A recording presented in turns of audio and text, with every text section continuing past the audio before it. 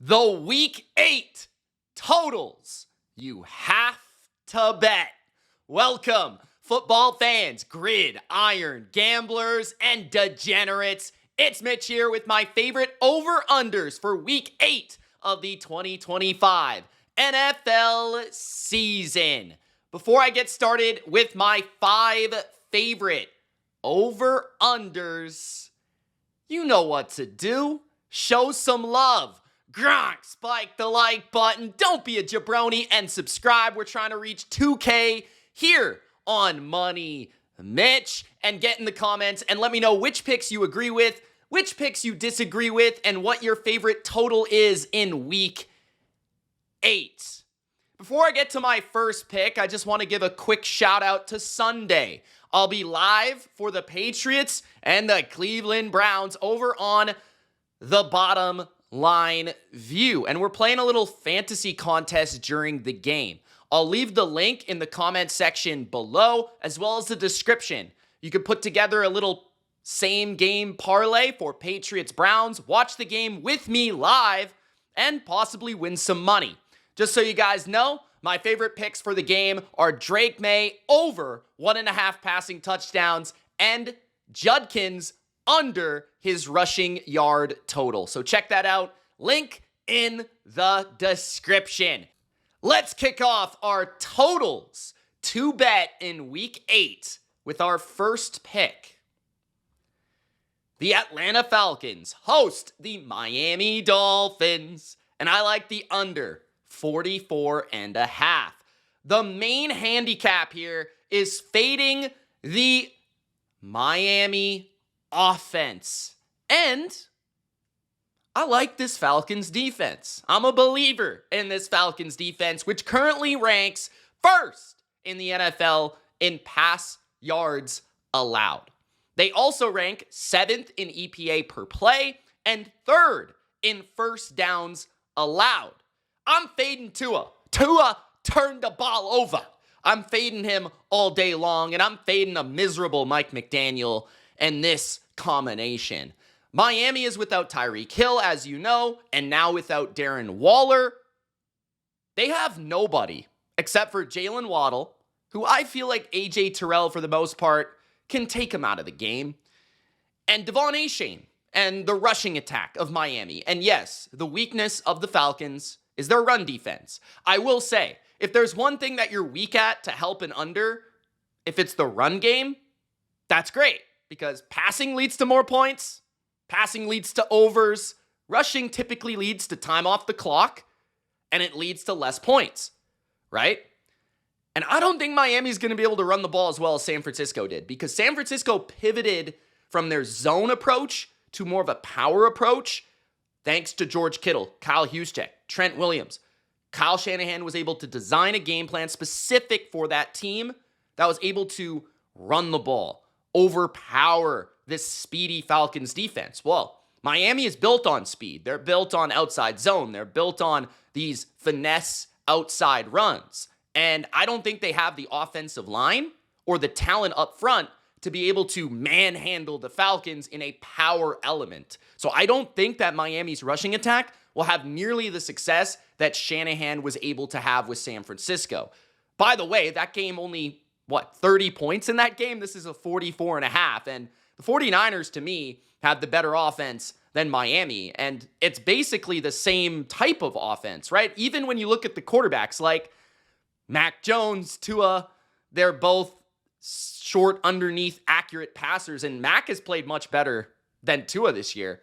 And McDaniel has a very similar approach to Kyle Shanahan, obviously, right? They're buddies. Like, McDaniel took Shanahan's offense to Miami, put his own sprinkle and flavor on it, right? All the motions, all that sort of stuff. And if you're going to face Miami, you would want to face San Francisco the week before, because now you have a good little sense of how this offense feels when you play it. And the Falcons, again, legitimate defensively, especially when it comes to blitzing. I think they're going to be able to get pressure on Tua. And without Tyreek Hill or Darren Waller, I kind of feel like they're going to be able to cover these guys on the outside. They're going to be able to take some risks like they did against Buffalo and Josh Allen to hold that offense because they feel like they can hold up in the back end.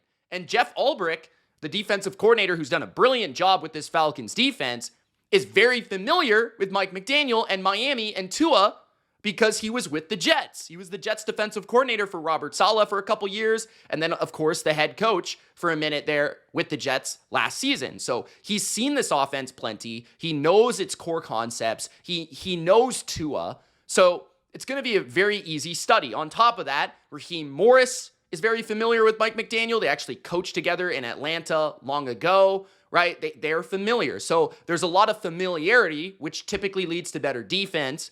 I'd also say that the Falcons have gone under in 5 of their 6 games, under 44.5 in 5 of their 6 games this season. The only game that they didn't was against Washington. Okay, and Washington has the best rushing attack in the league, according to yards per attempt. So it's clear. If you cannot run the ball extremely well, you're not going to score a lot of points against Atlanta. And even Buffalo, who's a great rushing team, because they couldn't separate at wide receiver and Ulbrich just spammed blitz, they were still able to hold them to under, I believe, 20 points in that game at home. Atlanta's also played much better at home. And then when you look at the other side of the ball, I think Atlanta will choose to run the ball a lot because Michael Penix is beat up and injured. And if Penix can't go, it will be Kirk Cousins. So it's your backup quarterback. You're going to want to run the ball. But then, of course, Miami is terrible against the run. So Atlanta running the ball, milks the clock, chews the clock, keeps Miami on the sidelines, doesn't allow for more points there. And then obviously the game is going by quickly because everyone's running the ball because both defenses are terrible against the run. So this is kind of the game that I want, the game flow that I like for an under 44.5. Plus, Miami's offensive line is dreadful. Tua turned the ball over, has been absolutely ridiculously bad. And there is just drama left and right for Miami. I don't even see them going over 17 points in this game.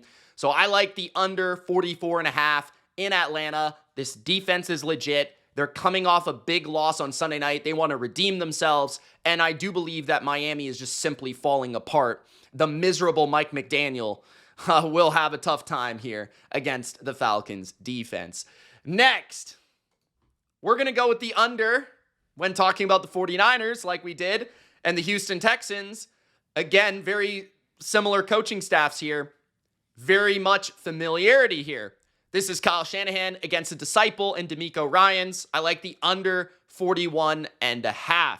Now, I like it for a variety of reasons. First of all, Brock Purdy is once again out, which takes away from the explosive downfield passing of San Francisco, coupled with the fact that Ayuk is still out and Pearsall is still out for the receiving core. Second, okay, San Francisco, it feels like defenses are figuring out Mac more and more by the week, right? Like we saw Tampa get a couple turnovers, hold them down to, I think, 19 points. Then the Falcons, both good defenses, by the way, able to hold San Francisco to 20 points last week. Houston is the best defense in football. Houston is a really good defense. They have a ferocious front four. They don't really have to blitz. They have 2 elite corners on the outside. They've got speed at linebacker. Their safeties are madmen. And D'Amico's a really good coach. And D'Amico knows Kyle extremely well, obviously. He was his former defensive coordinator. Kyle knows D'Amico's defense very well. It's very similar to Robert Saleh's on the other side. So I think Kyle understands, and I think San Francisco has done a great job of understanding how to win games this year. Understanding that they have their center injured. Understanding that they have some beat up wide receiver play, right? They have a backup quarterback. I think the Niners are going to know that they have to win this game through management, through running the ball, and through defense. And I feel like that's going to lead to long drives and a lot of running from San Francisco. If there is one area you can attack Houston's defense, I do believe it is by running the ball. Because they are so aggressive at pinning their ears back and getting to the quarterback and getting pressure on the quarterback and strip sacks and forced fumbles and all that, that you can catch them with over-aggression. You can catch them with misdirection. So I believe Christian McCaffrey will see plenty of touches. The other area might be a little George Kittle tight end, national tight end day here, but I think when it comes to passing plays and passing downs, Houston has a clear advantage because I think they can stifle the receivers of the 49ers, and I think they can get pressure against a mediocre offensive line. And Mac has to get the ball out quick. Obviously, he's not going to beat you through ad-libbing or creating. And Mac knows he doesn't want to turn the ball over. He's playing a terrible Texans offense on the other side. He's not going to take any chances. So I look at this Niners approach on offense as pretty conservative, similar to the Atlanta approach. They're going to run the ball a lot, some screen passes, some quick throws, nothing too crazy. And I think Kyle understands that well against a great defense, right? Houston's number one defensively in DVOA. And when you flip it to the other side, right, 49ers showed me a lot on defense last week. They are very injured, especially their pass rush, right? Arguably, their three best pass rushers on their entire team are out. Bryce Huff, who just got injured late in that game against Atlanta. Nick Bosa, obviously. And then Yetur Gross-Matos is also a very good interior defensive lineman at rushing the quarterback. He's been out the last couple of games. So their three best pass rushers are out. Now you're wondering, Mitch, aren't you taking the under? Yes, I am. Now here's why, okay? Last week, San Francisco really upped the man coverage rate and it really upped the blitz rate. And I think that is something that can carry over and have success against the Texans. The Texans are terrible at picking up stunts and blitzes. Their offensive line is horrendous. They are terrible at running the football. San Francisco is actually very good at stopping the run. I believe they're top 10 against the run. Actually, both of these defenses are top 10 in points per drive allowed. So these are two top 10 defenses according to points allowed in a game where you're trying to take the under. That's not a bad stat to have. And obviously both offenses, San Francisco is significantly hindered by injury and Houston is just really bad in general. But San Francisco can get pressured by blitzing. And what they did against Atlanta and Michael Penix, a similar style of quarterback to CJ Stroud, is a pocket-centric timing rhythm passer, is they blitzed him, they hurried his process up, and they played man coverage, and they basically tightened those windows. Even with Darnell Mooney and Drake London, they still had a lot of success. The Texans don't have Nico Collins, who's one of the best receivers in football. He's out with a concussion. And Christian Kirk is also out. So their two top options at wide receiver, their two top man beaters are out. Okay? Lenore should be able to play. He is a bit banged up. Green, who missed about 3/4 of that game. Their other starting perimeter corner should be playing in this game. Upton Stout might be up for this game. So the Niners have reinforcements in the secondary. I think they're going to roll out a similar game plan to what we saw from Robert Saleh's Jets against the Texans and CJ Stroud, where he absolutely stifled Stroud 2 consecutive games. 2023, 10 of 23 for 91 passing yards, no picks, no touchdowns. 93 passing yards in his rookie season, CJ Stroud, against the Jets, where he was so good that rookie season. They did nothing against the Jets secondary and defense that day. And then 2024, 11 of 30, 191, 0 touchdowns, 0 interceptions, and I remember a lot of sacks. That's 19 incompletions, guys. 11 completions in that game. That was a primetime game, if I'm not mistaken, and the Jets defense dominated that game as well. So I think Stroud's really going to struggle with the blitzes and really going to struggle with Saleh again because he just typically does. And as we saw, the Seahawks were able to get immense pressure and the Texans could not run the ball, could not convert short yardage at all to save their lives. And this Texans defense is absolutely nuts. So when you couple all those things together, the Niners coming off a 20-10 game, only 30 points scored against another really good defense, I think this game is very similar. I think this is like a 21-17 type of game. So I'll take the under 41.5. San Francisco, Houston, very familiar staffs. Next, the Cleveland Browns at the New England Patriots. We're going to go with another under 40.5. I know this is ugly football, but I'm trying to pick winners. I've been considering this all week, and I haven't really been able to shape myself up for this pick, but I think I finally decided that I want to go through with it. And I think it's mostly because I just don't think Cleveland's going to be able to score very many points. Cleveland has scored a max of 17 points in every game this year, except for the Miami game. And the Miami game, they scored 31, right? They got 4 turnovers in that game, including, I think, defensive scores, if I'm not mistaken. And they only had 219 yards in the game, guys. They scored 31 points, but they had under 220 total yards of offense, okay? And I know that there was weather, but the Patriots game probably won't have that significant weather. But in every other game, they hadn't scored more than 17, right? So if the Patriots score 24 and it's 24-17 as the spread would suggest, then the game would go over by half a point. Basically, what I'm saying is, I think it's more likely that Cleveland scores less than 17 than they score 20 or more than 17, right? 5 of 7 games with this total have gone under for Cleveland. So if you take 40.5 points, 5 of their 7 games have gone under. The Pats, from an offensive perspective, have been really good this year. Drake May is sensational, and I think he's right now the MVP of the league. But when you look at the competition played for this Patriots offense, that isn't the most immensely talented offense you've ever seen. They have played some bad defenses. The Raiders, the Dolphins, the Steelers, the Panthers, the Bills, the Saints, the Titans. That's their entire schedule. None of the defenses the Patriots have played have ranked better than 18th in EPA per play. That's actually Carolina's defense, which is actually kind of an underrated unit. But this is a big uptick in competition, right? This is a big difference for the defense faced here for the Patriots. They're going from the 18th best defense, which was the Panthers, to Cleveland, who are third. And then, across the board, I'd probably argue Cleveland has the second best defense in the NFL, only behind Houston. Now, they are a little bit less successful on the road. They're much better at home. This is a fact. But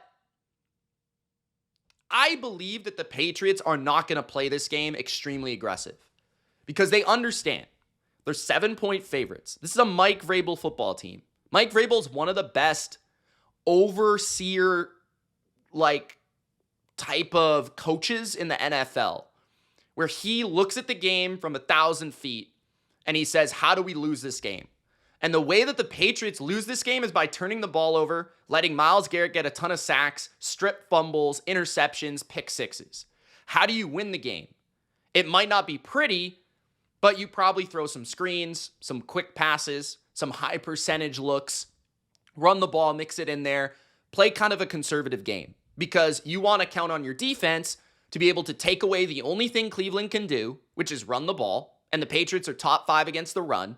As I've discussed a couple of times, the Patriots are the only team this year to allow 50 yards or less to every single top rusher on a team. So they haven't allowed a 50-yard ball carrier on any team they faced.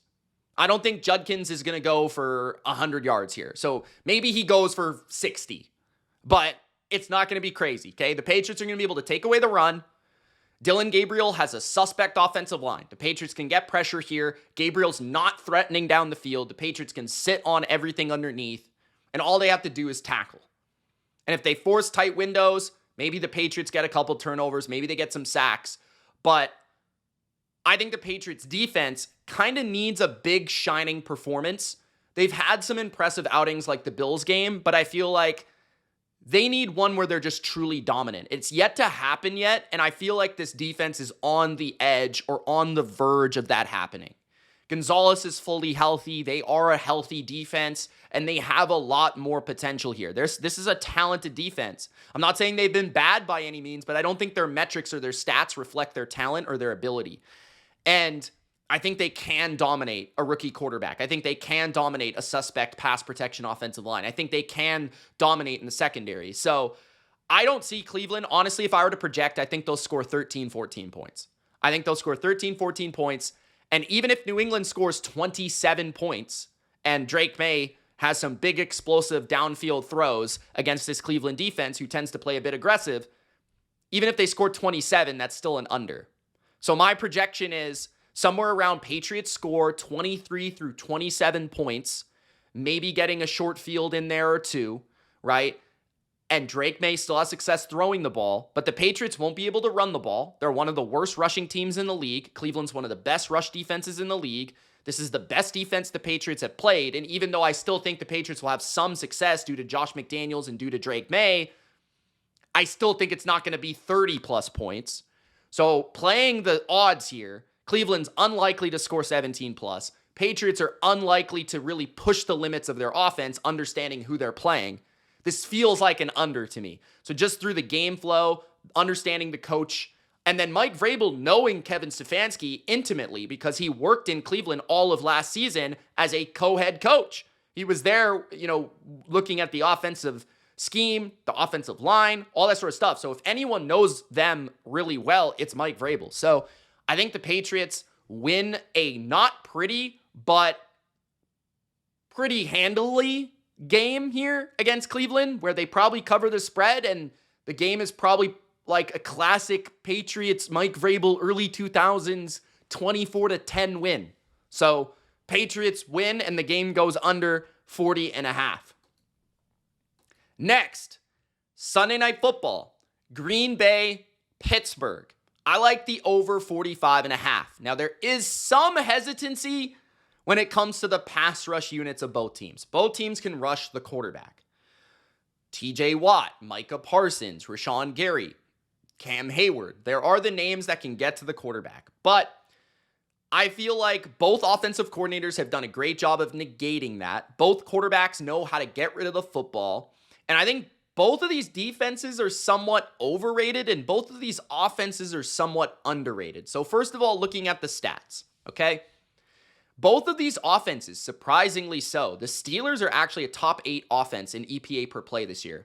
Both offenses are top 8 in EPA per play. Pittsburgh has actually scored 20-plus points 4 weeks in a row. Yeah, kind of surprising, right? The Packers have scored 27 points exactly in 4 games this year.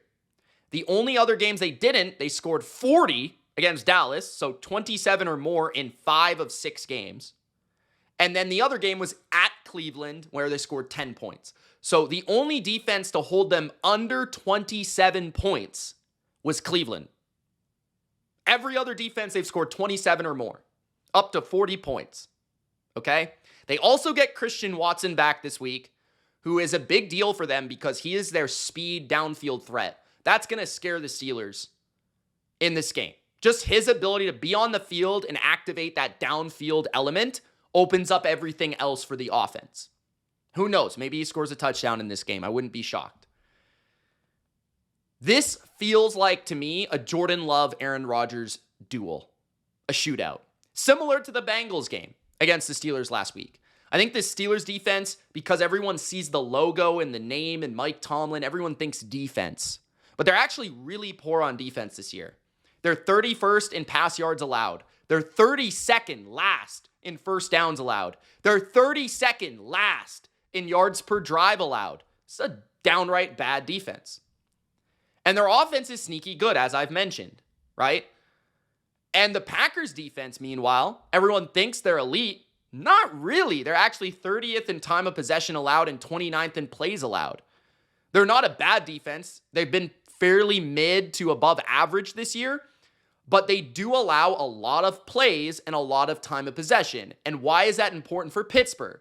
Well, they don't really have a lot of explosives in their offense. It's basically like DK Metcalf goes deep, or it's just dink and dunk, screen, run, dink and dunk. And Aaron Rodgers can replicate what Joe Flacco did. He can replicate what Dak did. Rodgers is very smart, the line of scrimmage, and he gets the ball out fast. So against a great pass rush, you want to get the ball out fast. And the Packers have a struggling secondary. I don't see anyone covering DK Metcalf here. I don't. On the other side, I don't think the Steelers can slow down Josh Jacobs in this run game. And I think that will open up Tucker Kraft over the middle, open up Golden down the field. The speed of the Packers receivers is also a huge threat to a Steelers older secondary with Jalen Ramsey, Darius Slay. These guys can't run with these boys.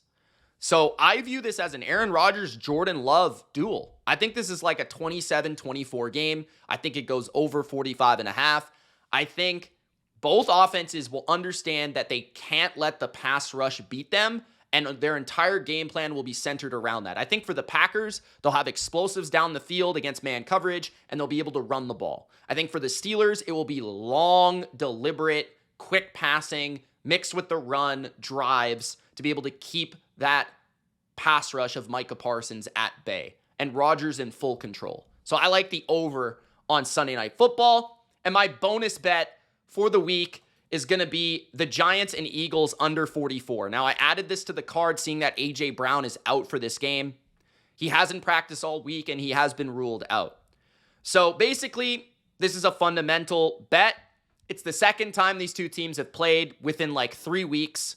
Typically, those games are rather ugly and more defensive because the defensive coaches have a chance to correct their mistakes. Last time they played, this went over a 44 number, right? It was 34-17, if I'm not mistaken. 31-17, somewhere around there. And the Giants won that game on Thursday night.